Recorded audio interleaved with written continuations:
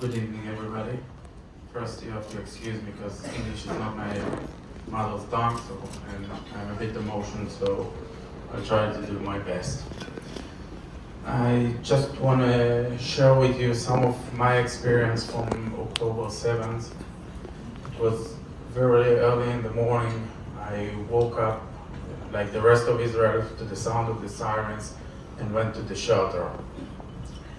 And on TV, we saw that they bumped us heavily, and I realized that it's something different, not usually attacks that they usually bump us.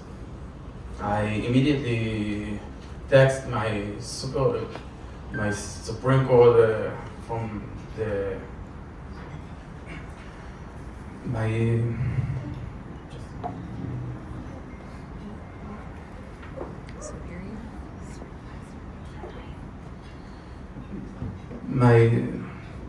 well, Supervisor.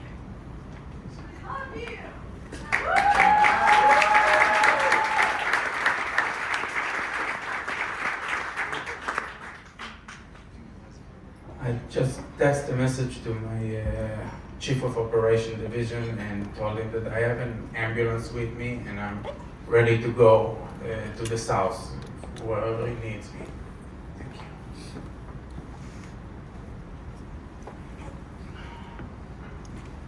And in a few minutes he called me and he told me that they need us in the south. And he asked me if I can go through our warehouse, my branch warehouse, to bring everything we have, all our medical supplies, all our tactical supplies, our bulletproof vests, because they need it all. We ran out of everything. So I did it and I went there. I arrived to the south around 9 o'clock in the morning. We didn't really know what we are getting into till we get into the Cheletz junction. It's a junction in the south where we made our helipad area. And from there, according to the army, we went to Kfar Gaza.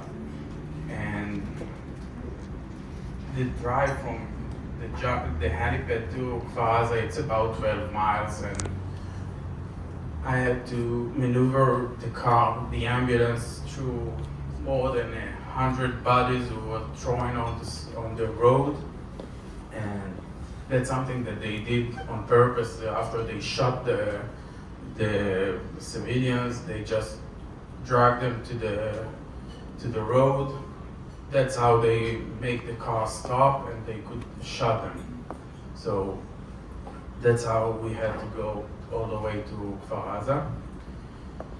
And when we arrived there, we were in the entrance to Kfar Gaza. We were in the entrance, and I was with the 669 unit, the rescue from the army, a rescue unit, and we treated wounded, and they brought us by hundreds. We kept hearing the military walkie-talkie how they said, we bring 10 more wounded, we bring 6 more wounded, and they bring them, we treat them and evacuate them to the helipad so they can get treated in the hospitals. And I remember it was around noon, so we are several hours treating hundreds of wounded. I remember the walkie-talkie, they said, we are bringing a very highly officer who was badly injured, and they brought him. In a second, he was over there. We tried to stabilize him. We even opened his trachea to try to breathe him. And I was looking around to search for the ambulance because he needed to be evacuated immediately. And there was no ambulances because they're all already gone to evacuate other wounded. And I don't know how I saw an open pickup truck, and the car door was open. I peeked inside. I saw the car key inside, I asked the medic that was next to me to start the engine and come with me. And I said to the paramedic from the 669 unit that we have to evacuate him now. We have to do it now, otherwise he will die here. He looked at me, he looked around to search for an ambulance, and he didn't see anything. And he said to me, "You're right, we have to do it now." So we put the stretcher on the open truck. We had two soldiers on one side, me and the paramedic was on the other side. And that's how we evacuate him while we're trying to stabilize him. We open him a line to give him fluid, stop the bleeding and everything. And it was so noisy because all around was the shootings and the artilleries, and the military radio keeps saying that they'll bring more wounded. It was so noisy, but I remember that I had something like something froze in my mind, I don't know. And I literally heard my own thoughts that I'm saying to myself, he can't die. I can't let him die. He has to live. And I keep trying to stabilize him while I'm saying it to myself that he has to live. And finally we arrived to the helipad, and actually I was very relieved to see him living with the Hatzalah helicopter. And the paramedic came to me, gave me a hug and tapped on my shoulder, and he told me, "We did it. We actually did it. We saved his life." And I heard that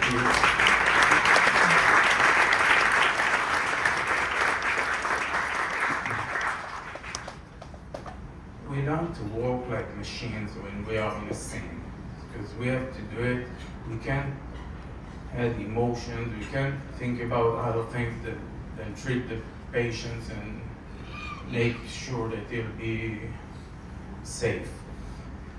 And I remember after the paramedics said to me that we saved him, it was the first time that both of us started to cry.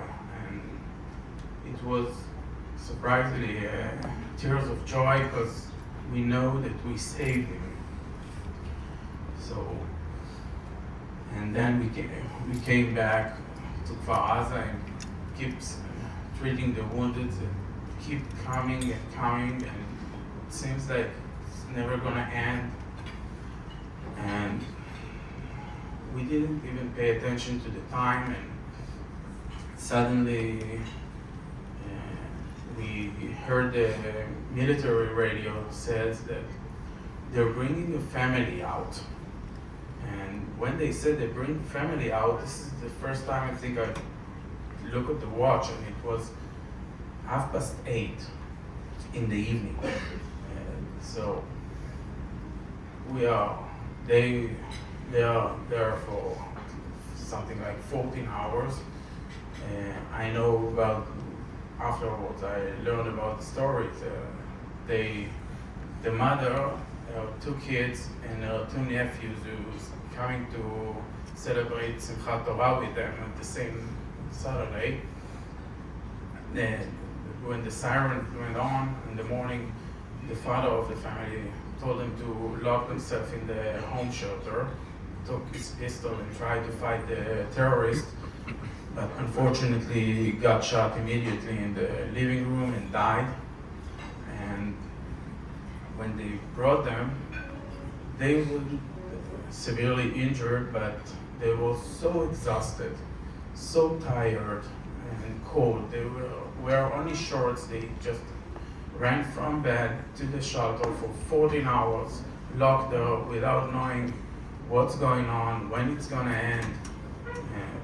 And the only thing they knew is that their father was murdered, father or her husband.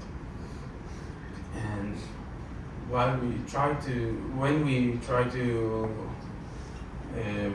treat them, we bandaged they had some scratches, and we bandaged them. And the siren went on again because they bumped us on our region. we put the family on the ground, we covered them with ourselves because we had a ceramic vest, so we lay on them. And one of the kids and me, our eyes were crossed, and I saw he looked at me and he was so terrified. He was so scared. I don't know how or what I was thinking. I asked him what kind of a music does he like. He told me some song. Forgive me, I don't remember what song. And I put it on my mobile on YouTube, and we start singing it together.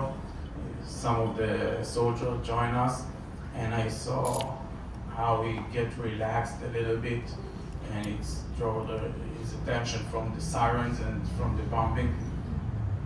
And when it stops, we took him with the ambulance for the rest and the family to a safe place.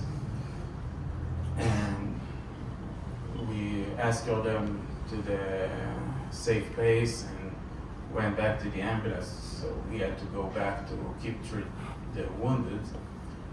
And he ran towards me and gave me a hug.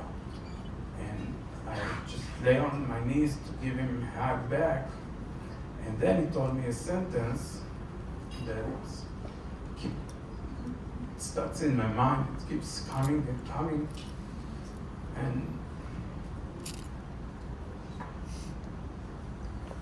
I remember that he said to me, I know my father was murdered, but you saved the rest of my family, so I thank you for that. And give me a hug. And we hugged for a few minutes.